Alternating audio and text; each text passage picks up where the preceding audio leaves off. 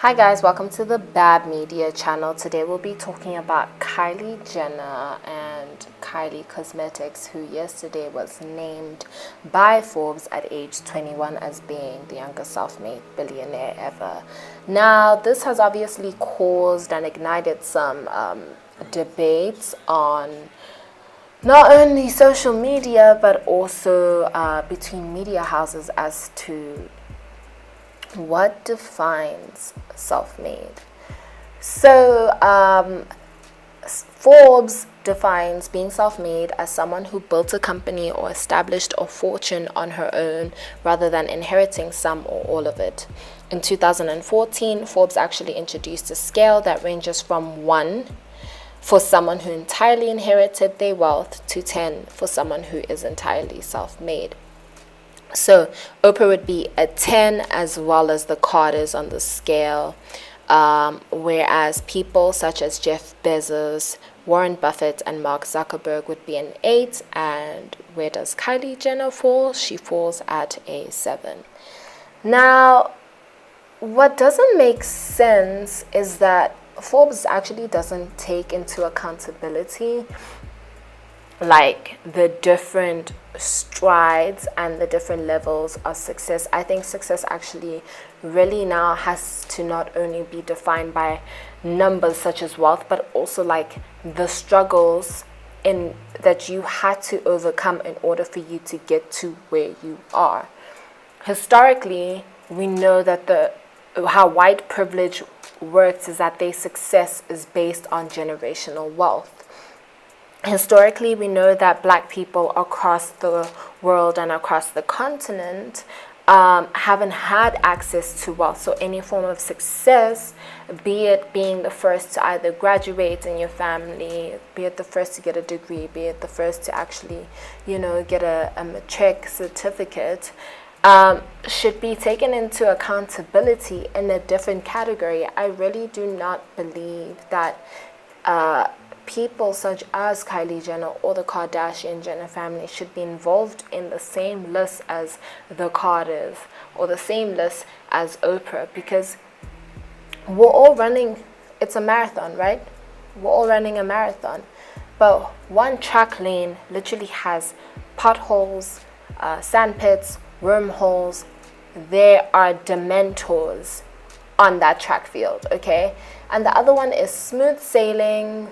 There are fans and supporters giving you water so that you don't get dehydrated along the way.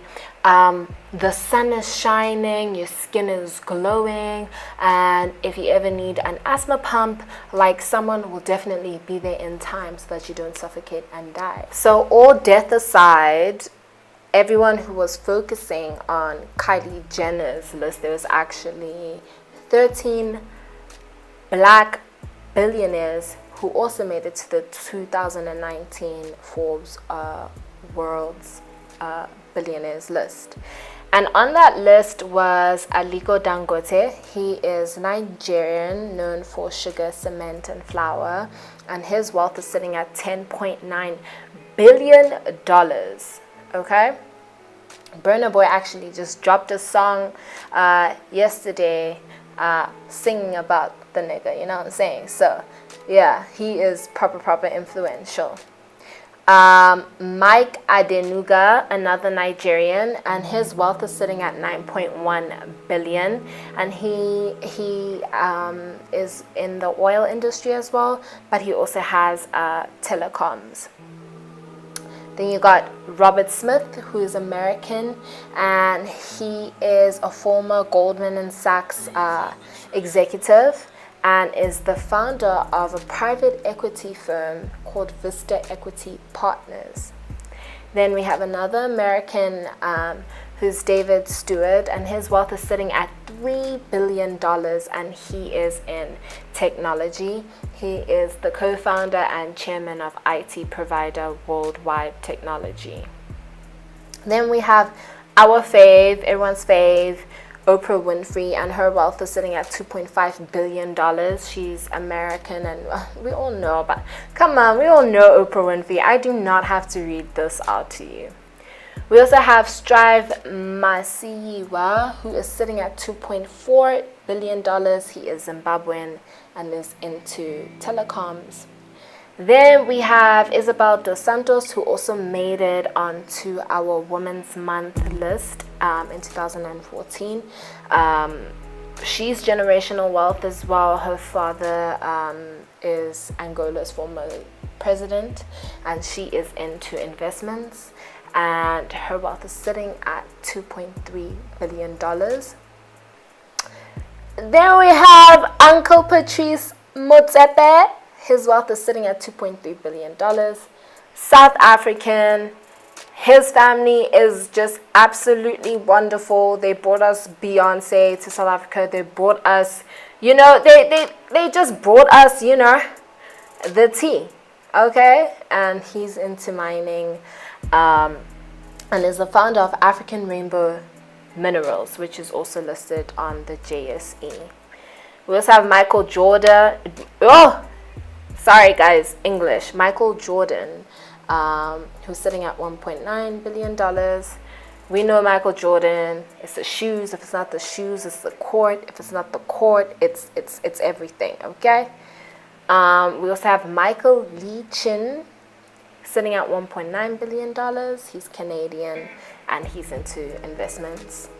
Guys, learn these names. Everyone write this down, okay? There's also Abdul Samad Rabiu, who is sitting at $1.6 billion. He's Nigerian, into cement and sugar.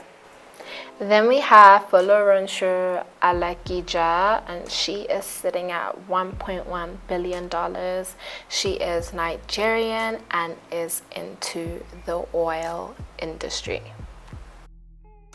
Then last but not least, we have Mohammed Ibrahim. He is British and is in the telecoms industry. And that comes towards the end of our not our list, well, Forbes list for world billionaires, and these are the black billionaires that made it onto the list.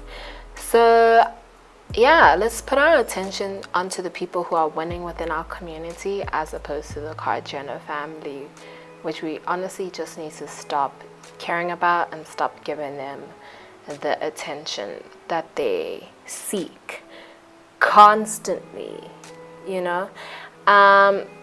and this list, I'm proud of it because it's gone up from its original 11 from last year to now 13 black billionaires. And out of the 13 billionaires on this list, 3 of them are women. So that's less than half. So that's something that we as a community need to push for and uplift more so that we can be, winning. And that's all that I have for you guys today. If you like BAAB news, then definitely hit the subscription button below. Like, comment, let's have a conversation. And yeah, remember that black is beautiful.